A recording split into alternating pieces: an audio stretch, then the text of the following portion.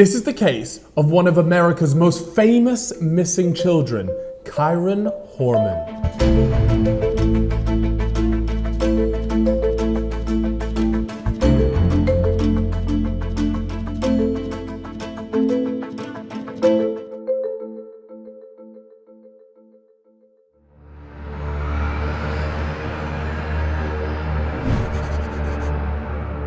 Kyron Horman was born on the 9th of September 2002 in Portland. His parents, Desiree Young and Kane Horman, divorced whilst Desiree was 8 months pregnant. At first, they had mixed custody, but in 2004, Desiree was diagnosed with kidney failure and so full custody was given to Kane, but it was all amicable. Kyron would still visit his mother, Desiree, and vice versa. His father, Kane, remarried a woman called Terry and gave birth to Kyron's half-sister, Kiara, in December 2008. Kyron himself was 7 years old and was described as timid and shy.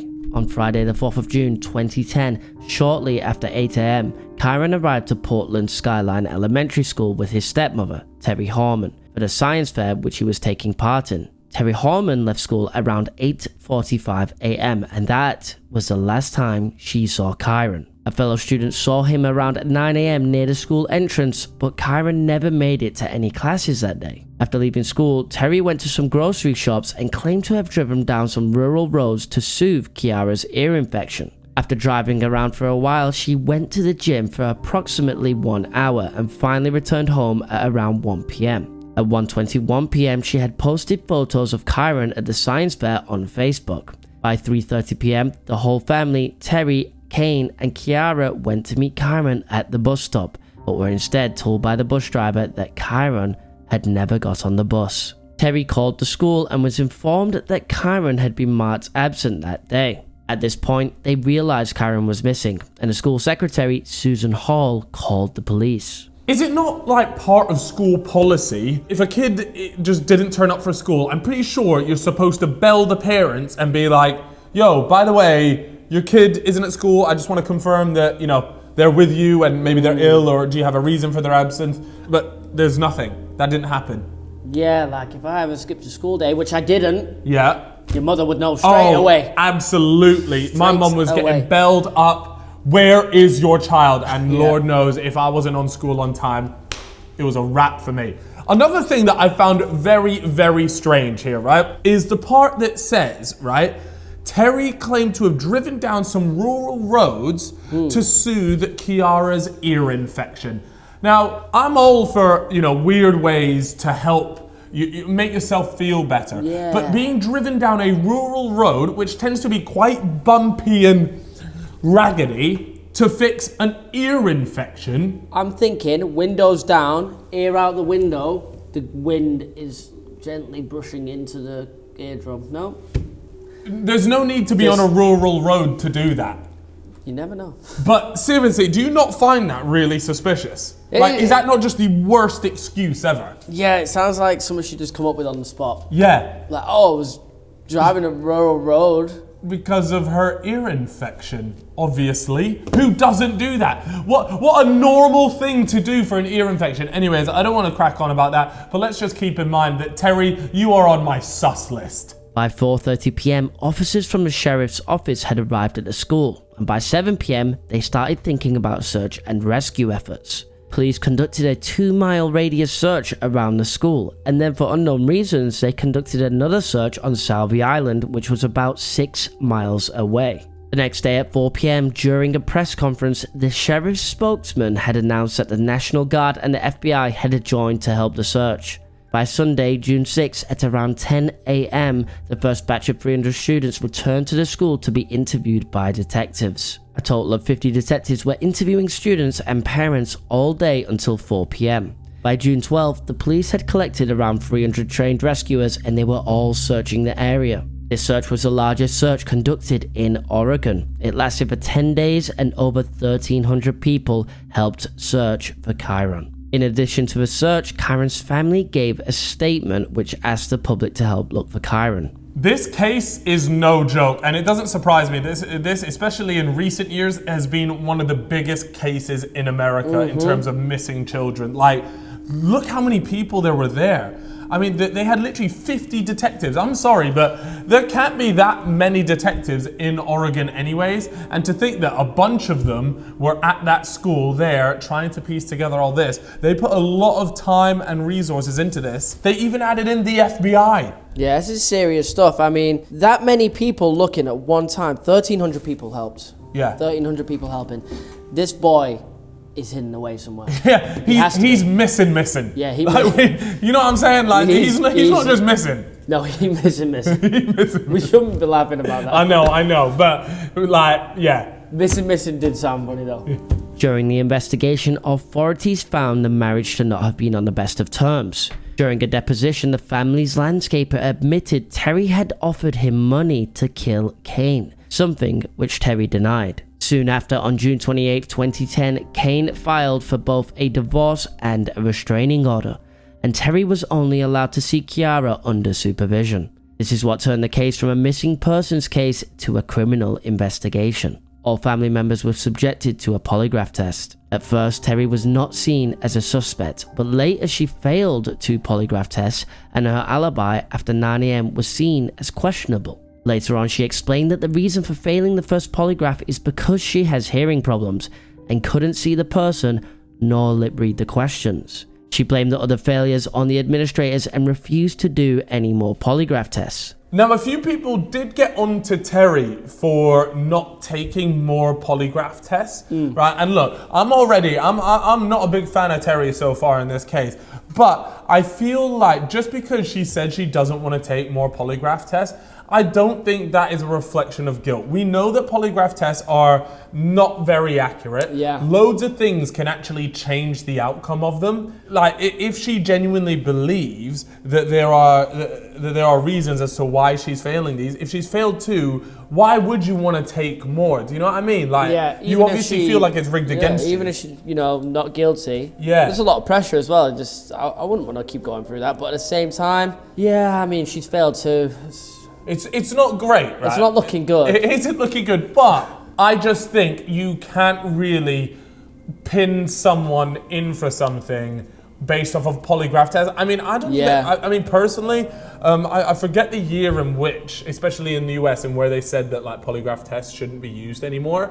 But like they got ruled out for a reason. Like they're pretty crap, in all honesty, and there was ways to cheat them and things like that. So.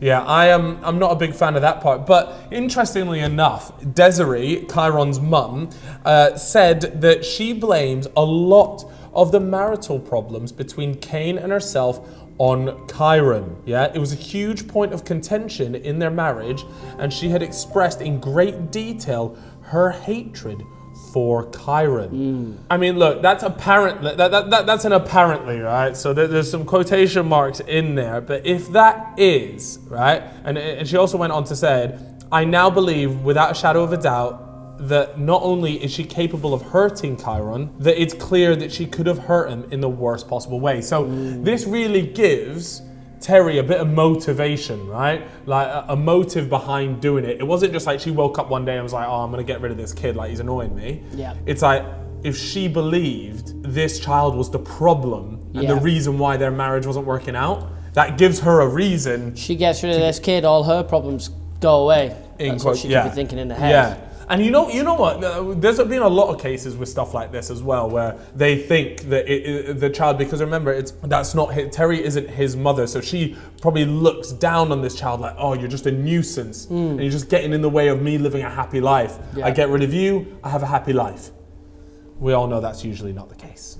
In 2012, Desiree filed a lawsuit against Terry as she believed her to be responsible for Chiron's disappearance and tried to prove that Terry had kidnapped Chiron. The case was dropped on July 30th, 2013 as Desiree didn't want to interfere with the search for Chiron.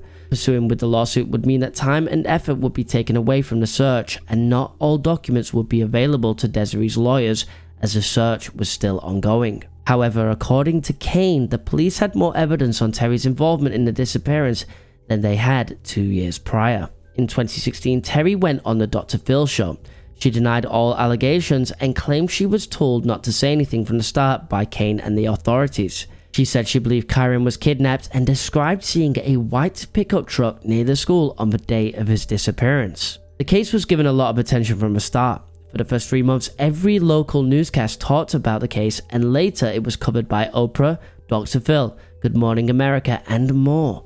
I do find it interesting. I feel like only in the US would this really happen. Is like in the middle of all this, they'll just chuck in a lawsuit. Yeah, it's like, there's a missing child here, and you're out here just suing people. Yeah, it's just going to make things tougher. Yeah. You're interfering. Like, surely you want to find your child, or potentially find your child, more than suing for money. Yeah, I don't know. It was a bit of a weird one, and Maybe she did drop it for that reason. Maybe later down the line when, it's looking, you've either found a child or it's looking like you're not going to find him, then you go ahead and be like, look, you caused me pain and suffering, and I want some compensation for it. I do find it interesting that this particular case did make it onto some massive channels like Dr. Phil. I remember watching Dr. Phil, Oprah, Good Morning America. These are some of the biggest shows in the US, and then she also went on these as well.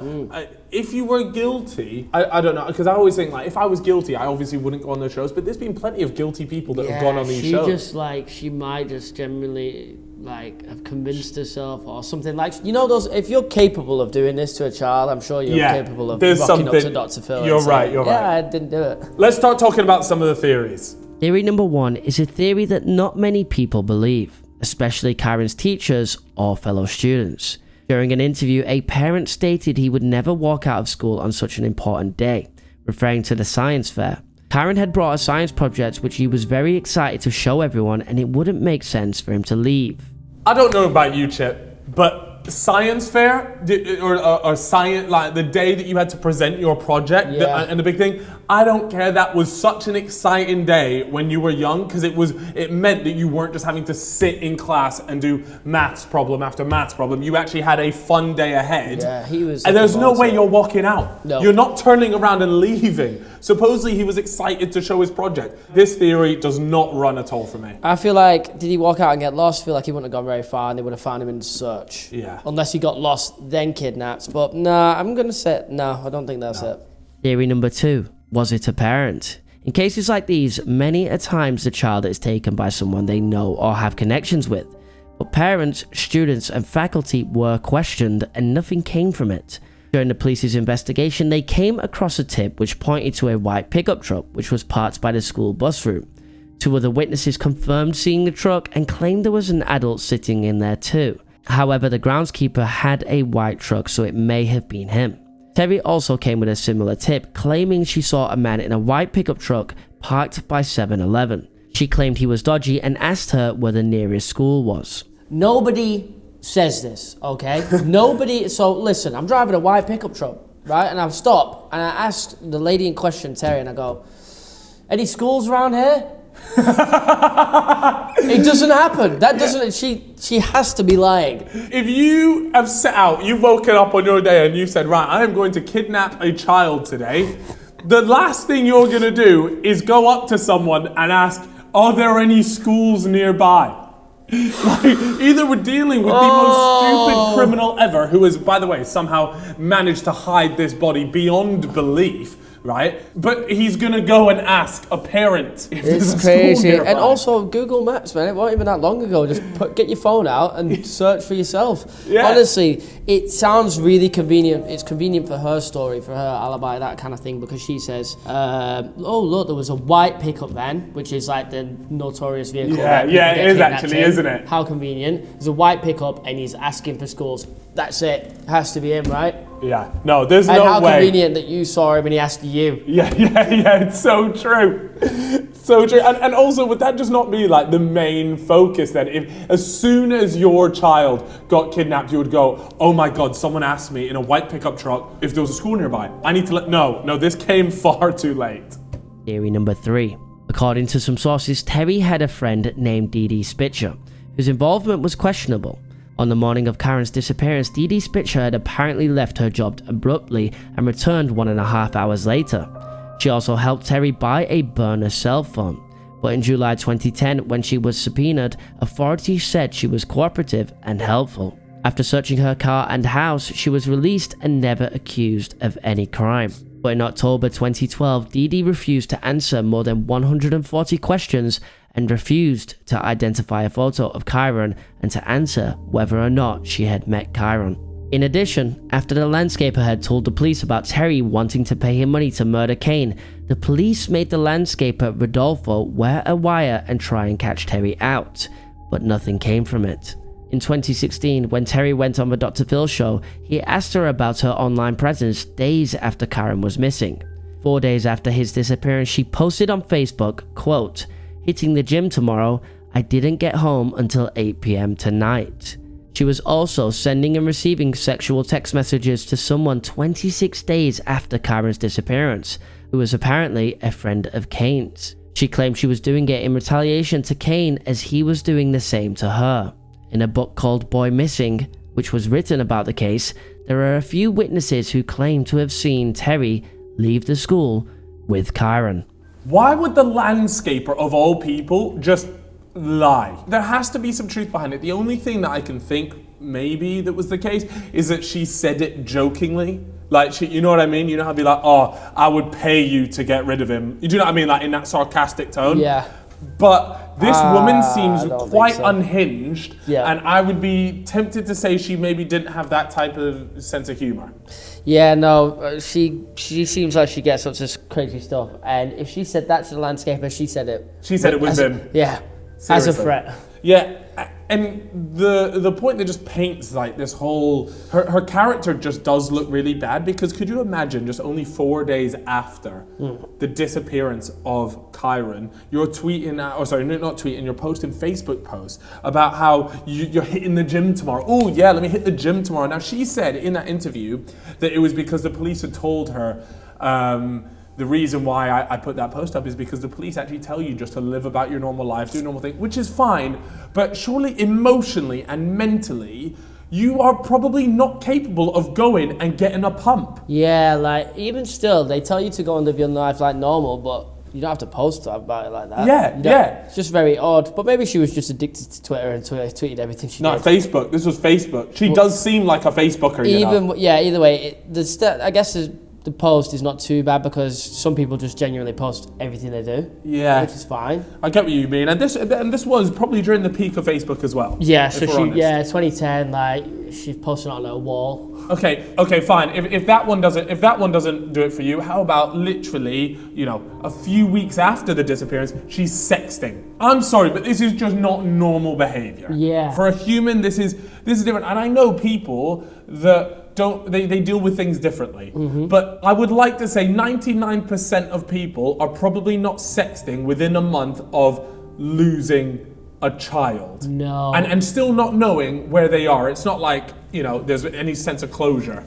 She either just didn't care about this kid in the slightest, or she's not worried because she knows what happened. Yeah, she knows what happened, she's done it, and she has no regrets about doing it. As always with these things, guys, we want to give you the update on where they're at. Desiree does have 2 Facebook pages called Missing Karen Horman and Karen Horman's World Soldiers to help build awareness. Because again, this is still unsolved. Not only that, but it's not looking good for Terry right now, because she changed her name and has had a boyfriend since, who filed a restraining order against her. Wow. She's been arrested for driving a stolen vehicle.